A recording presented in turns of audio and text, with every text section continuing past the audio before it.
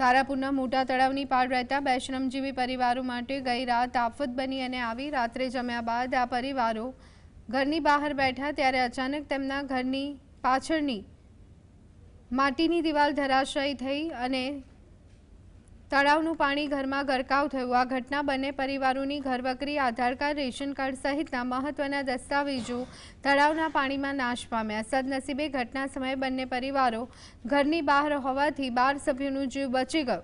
ઘટનાની જાણ થતાં જ તારાપુર નગરપાલિકાના વહીવટદારના આદેશ પર પાલિકા કર્મચારીઓ તાત્કાલિક ઘટના સ્થળે પહોંચ્યા હતા। અસરગ્રસ્ત પરિવારને રાત્રે તારાપુર નગરપાલિકામાં આશ્રય આપવામાં આવ્યો। સાપડો આખું પડી ગયું, પાણીમાં આખું ગબડી ગયું, સર સામાન બધો અંદર જતો રહ્યો, કશું લેવા પામ્યા નહીં, કાંઈ લેવા પામ્યા નહીં, બધું અંદર જ જતું, તળાવની અંદર જ જતું રહ્યું, કશું લેવા પામ્યા નહીં બાપા।